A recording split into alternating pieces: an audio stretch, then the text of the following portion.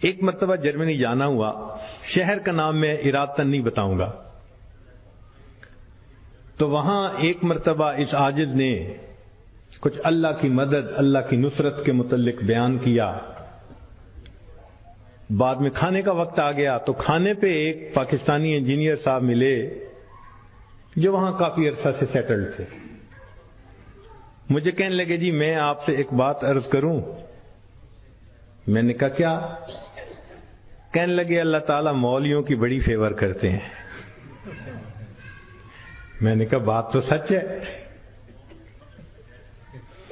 اب چونکہ کھانا کھا رہے تھے پھر وہ کھانا کھانے لگ گئے۔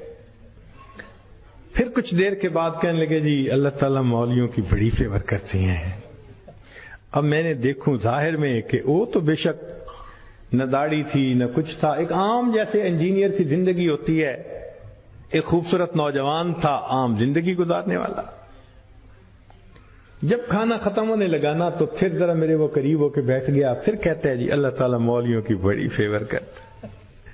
اب مجھے سمجھ لگی کہ یہ کچھ کہنا چاہتا ہے لیکن ذرا اس کو وقت چاہیے، علیحدگی چاہیے۔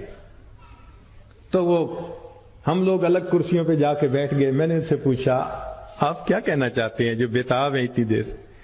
کہتے ہیں جی اپنا واقعہ سنائیں۔ کہنے لگا جی میں نے لاہور سے انجینئرنگ کی، پھر یہاں ایک کمپنی میں میری نوکری لگی، بہترین نوکری، زبردست تنخواہ، اور میں انٹیلیجنٹ بھی بڑا۔ میں پچھلے اتنے سالوں سے اس کمپنی میں نوکری کر رہا۔ ہمارے دفتر میں یہاں کے ماحول کے مطابق مرد بھی انجینئر ہیں، لڑکیاں بھی انجینئر ہیں۔ تو ایک لڑکی انجینئر جرمنی کی، وہ ہماری کولیگ تھی، اتنی خوبصورت تھی کہ دیکھ کے بندہ سوچتا تھا کہ اللہ نے ایسی بھی مخلوق پیدا کی ہے،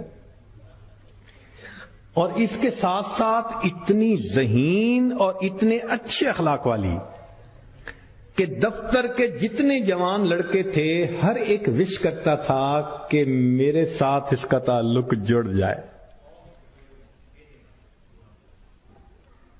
جرمن بھی اسی کوشش میں لگے ہوئے تھے، دوسرے بھی کسی کوشش میں، مگر اس کی زندگی بڑی کلین نظر آتی تھی۔ وہ کام کی بات کرتی تھی، جو ذرا کام کی بات کے علاوہ کرتا تھا ایسا جواب دیتی تھی کہ اگلے کو جرت ہی نہیں ہوتی تھی بات کرنے کی۔ ہم لوگ دوپہر کے وقت چھٹی ہوتی تو پھر کھانا کھا لیتے تھے، کمرہ بنا ہوا تھا۔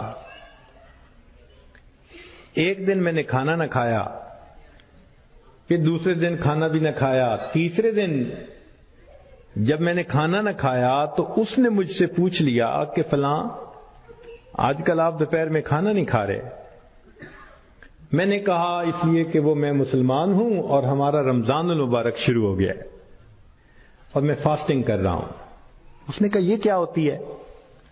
تو میں نے بتایا روزہ کیا ہوتا ہے۔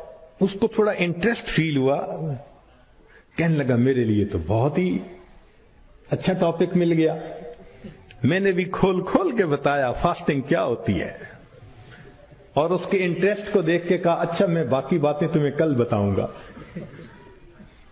اگلے دن پھر میں نے اس سے کوئی بات کی، ہماری بات رمضان شریف پہ چلنی شروع ہو گئی، اور وہ بھی اس کھانے کے وقت میں کچھ دیر بیٹھ کے مجھ سے اسلام کے بارے میں کوئی بات سن لیتی۔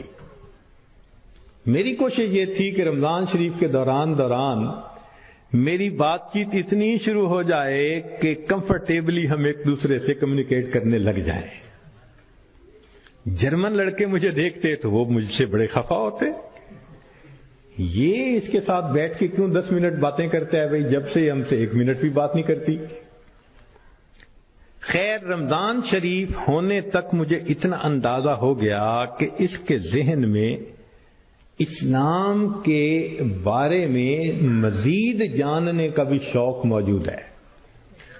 تو میں نے کچھ انگریزی کی کتابیں بھی اس کو منگا کے دیں کہ پڑھو، اور میں تو چاہتا تھا اللہ کرے یہ مسلمان بنے، پھر تو ہمارا ہی نمبر لگے گا، کیونکہ باقی تو سارے یہاں کافر ہیں۔ بڑی میری کوشش تھی اور میں بڑے خلوص سے کوشش کر رہا تھا یہ مسلمان بن جائے کہ اللہ کی شان۔ کہ جو باتیں میں بتا سکتا تھا میں نے بتائیں، اور کچھ باتیں اس کو میں نے کہا کہ بھئی تمہارے قریب اگر کوئی مسجد ہے، وہاں عالم ہے، تو ان سے کوسچن پوچھ لو۔ 6 مہینے اس لڑکی نے اسلام کو سٹڈی کیا، اور ایک دن آ کے وہ مجھے کہنے لگی کہ کل میں نے کلمہ پڑھ لیا ہے، اور میں نے دیکھا کہ اس نے اپنا سر بھی ڈھکا ہوا تھا۔ تو یہ اس بات کی دلیل تھی کہ یہ مسلمان بن چکی۔ میری تو خوشی کے انتہا نہیں تھی۔ میں نے عشاء کے بعد 10 رکعت شکرانے کے نفل پڑھے کہ یہ مسلمان بن گئی۔ میں کلیگ بھی ہوں، مسلمان بھی ہوں، اس کے پاس تو کوئی دوسری آپشن ہی نہیں ہے، تو اب میرا کام آسان ہو گیا۔ اب وہ جب موقع ہوتا نماز بھی پڑھتی، مگر زندگی چلتی رہی۔ سال میں ہمیں چھٹیاں ملتی تھیں جو اکثر وہاں کے مقامی لوگ یورپ میں ادھر ادھر بیچز پہ گزارا کرتے تھے۔ بات چلی کہ بھئی اس دفعہ چھٹیوں کا پروگرام کیا ہے؟ اس نے کہا کہ میرا ارادہ ہے کہ میں اس دفعہ ٹرکی جاؤں گی، سنیں وہاں بہت مسجدیں ہیں اور بہت علماء ہیں، میوزیمز ہیں، تو مجھے ذرا اسلام کو اور زیادہ سٹڈی کرنے کا موقع مل جائے گا۔ میں نے سوچا ترکی جائے گی تو میرا کیا فائدہ؟ اب میں نے اس کو آئیڈیا دیا، فوڈ فار تھاٹ۔ میں نے کہا تمہیں کیا پتا، اصل تو دین پاکستان میں ہے۔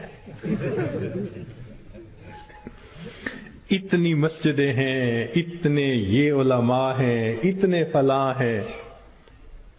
اب میں نے ایسی سہانی سٹوری اس کو سنائی کہ اس کو لگا کہ اگر مجھے دین سمجھنا ہے تو شاید وہاں انفارمیشن زیادہ مل سکیں گی۔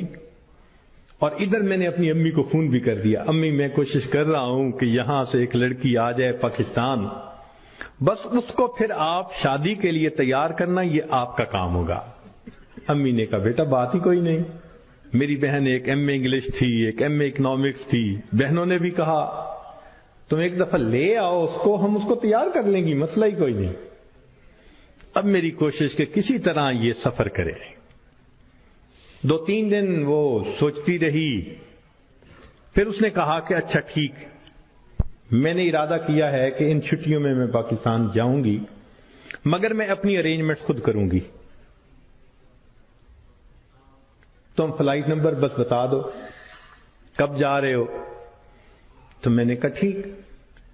اب جس دن میں نے فلائٹ پہ آنا تھا، اور اس نے بھی 2 لفظ کہے تھے کہ ہاں میں بکنگ کروا لوں گی، کہنے لگا کہ میں تو 1 گھنٹے یعنی 3 گھنٹے پہلے پہنچنے کی بجائے 4-5 گھنٹے پہلے پہنچا ہوا تھا۔ جلدی سے چیک ان کروا کے اب میں تلاش کر رہا تھا کہ کب آئے۔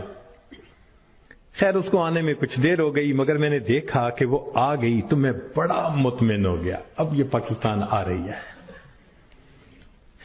خیر جب پاکستان اترے تو میرے گھر والے رشتہ دار سب مجھے ریسیو کرنے آئے ہوئے تھے، تو گھر کی عورتیں اس کو بھی ملی۔ اس نے کہا کہ دیکھو میں نے ہوٹل کی بکنگ کروائی ہوئی ہے اور میں اس وقت تھکی ہوئی ہوں سفر کر کے، تو میں سیدھا ہوٹل میں جاؤں گی، اور کل جب میں کسی وقت فریش ہوں گی نا تو عورتوں کو کہا کہ تم ہوٹل آ جانا، میں تم سے ڈسکس کر لوں گی کہ مجھے کہاں انفارمیشن مل سکتی ہے۔ میری بہنیں اس کو دیکھ کے تو حیران ہو گئیں، اور انہوں نے شادی کی ڈیٹ اور پلاننگ وہ بھی شروع کر دی۔ اگلے دن میری امی گئی اور اس کو کہا کہ بھائی آپ ہوٹل میں کیوں رہتی ہو، ہمارے گھر میں آؤ۔ اس نے کہا میں ذرا یہاں کمفرٹیبل ہوں۔ امی نے کہا چلو کھانا کھانے ہی آ جاؤ۔ اس نے کہا ٹھیک، تو وہ ایک وقت کھانے کے لیے گھر امی کے ساتھ آ گئی۔ ہمارا گھر ڈیفنس کے اندر اتنا بڑا بہترین محل نما گھر تھا، اور بزنس تھا ہمارا، کار ڈیلرشپ تھی۔ اب جو کار ڈیلر ہو وہ تو کروڑوں پتی ہوتا ہے۔ چھوٹا بھائی میرا مجھ سے بھی زیادہ خوبصورت نوجوان۔ خیر میری بہنوں نے بڑی کوشش کی کہ بھئی کسی طرح وہ ہاں کر دے کہ میرے ساتھ اس کی شادی پہ وہ راضی ہے، مگر وہ خاموش ہو جاتی، وہ ہاں نہیں کرتی تھی۔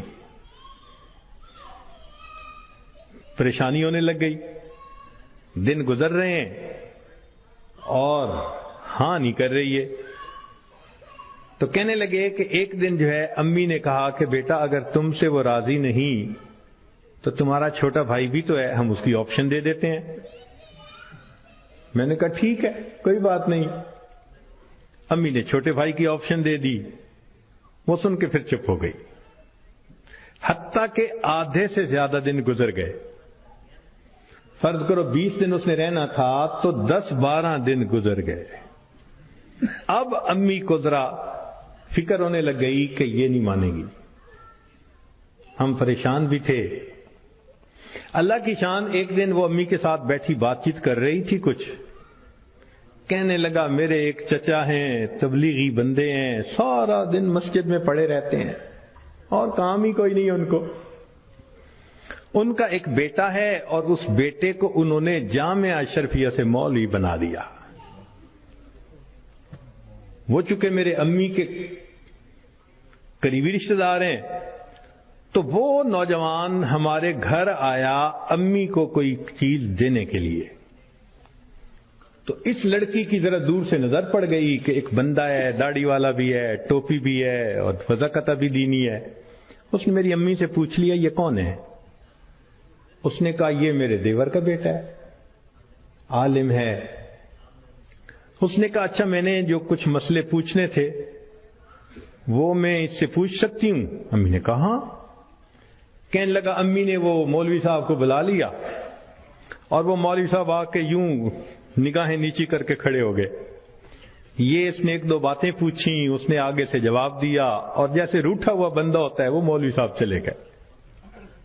اس نے جاتے ہوئے اس سے پوچھ لیا کہ بھئی اگر کوئی اور بات پوچھنی ہو تو آپ کا ٹیلی فون نمبر. اس نے ٹیلی فون نمبر دے دیا.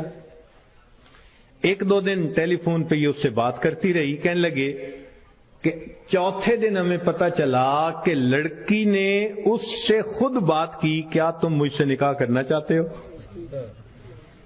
کہنے لگے مولوی صاحب نے جواب دیا میں ابو سے پوچھوں گا. ابو سے پوچھوں گا. اس نے ابو سے پوچھا. ابو نے کہا کہ بیٹا ساری دنیا ان مسلمانوں کے لیے اس کا ملک ہے، اگر تمہارا رزق اللہ نے وہاں لکھا ہے تم دین کی نیت سے جاؤ، اللہ کے دین کا کام کرو وہاں.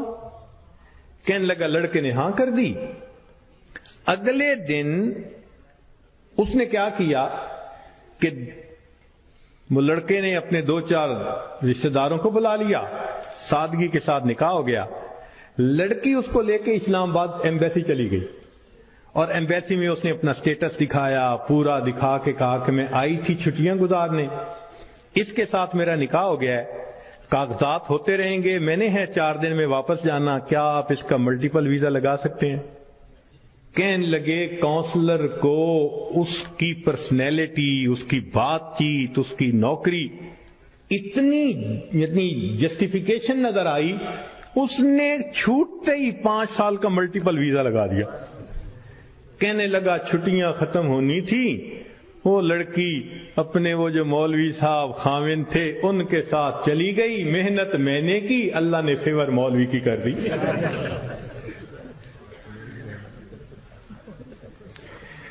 وَهُوَ يَتَوَلَّى الصَّالِحِينَ، وہ اللہ نیکوکاروں کا سرپرست ہے.